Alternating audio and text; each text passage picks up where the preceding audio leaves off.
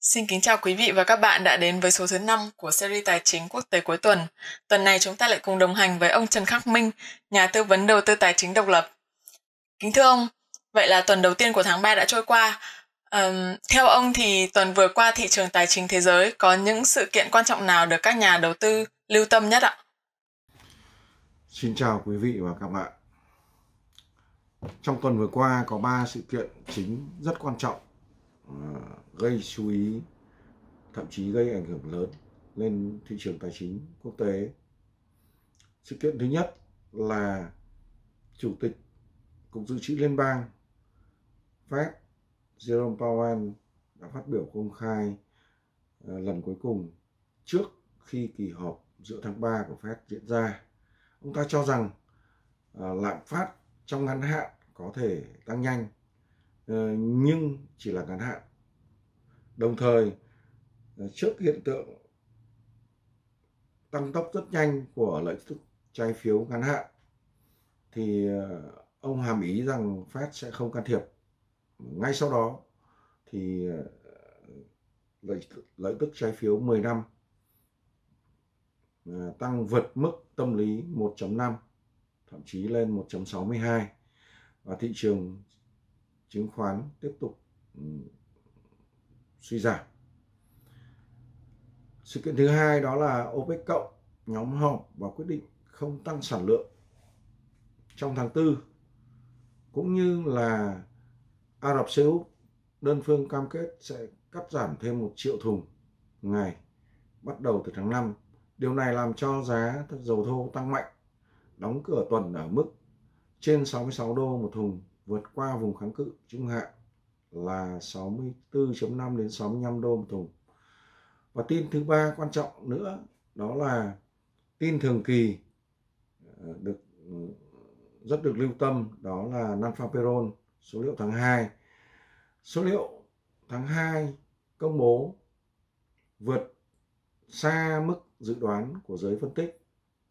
Ví dụ như là số việc làm được tạo ra trong kỳ ở lĩnh vực phi nông nghiệp là 379.000, gấp đôi so với dự báo của giới phân tích là 182.000.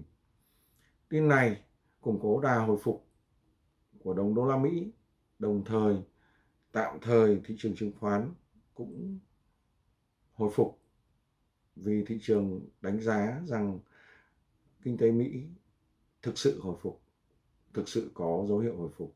Kèm theo đó là áp lực lên vàng và hàng hóa gia tăng, tiếp tục bị bán ra mạnh. Riêng vàng đóng cửa tuần ở mức khá nhạy cảm, đó là mức 1.698 đô la Mỹ một ounce. Theo ông, trong ngắn hạn và trung hạn thì các nhà đầu tư cần lưu tâm đến những lĩnh vực nào ạ? Trong ngắn hạn, chúng ta cần lưu ý thị trường chứng khoán, nhất là các cổ phiếu công nghệ trên sàn Nasdaq có thể vẫn tiếp tục đà đi xuống. Cũng lưu ý đến vàng và một số cặp tiền chính như euro, đô la Mỹ, yên Nhật. Trong trung hạn, cần lưu ý đến giá dầu thô. Tôi đánh giá trong ngắn hạn thì giá dầu có thể tiếp tục lên vùng quanh 70 đô la Mỹ một thùng, nhưng thậm chí cuối năm có thể lên đến tận 100 đô một thùng nếu như khối OPEC cộng vẫn tiếp tục cắt giảm và các nhà sản xuất dầu đá phiến ở Bắc Mỹ không tăng sản lượng. Chúng ta đều nhận thấy trong các số 3 và số 4, ông đã đưa ra những dự đoán, và cho đến nay thì những dự đoán đó thực tế vẫn đang rất sát với những gì đang diễn ra.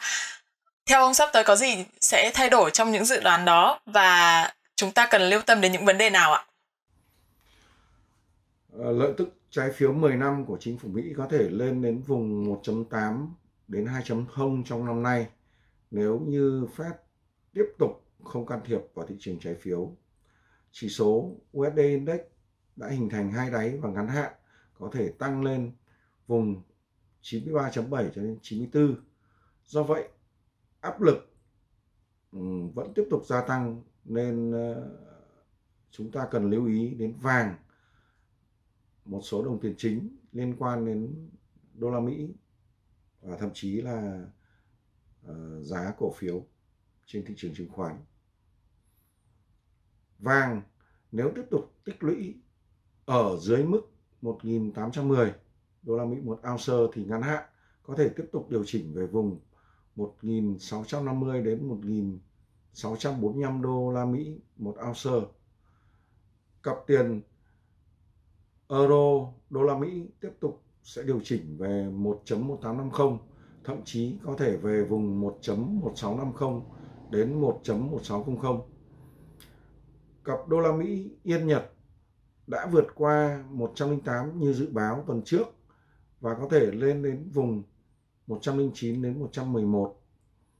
Hàng hóa nói chung, ngoài dầu thô, có thể vẫn tiếp tục điều chỉnh.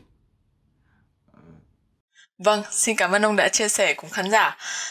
Và xin mời quý vị và các bạn hãy cùng chú ý đón xem và cùng chúng tôi quay trở lại chương trình vào thứ 2 tuần sau để chúng ta có thể cùng tổng hợp cũng như là phân tích những xu hướng tiếp theo của thị trường tài chính thế giới nhé. Xin cảm ơn các bạn.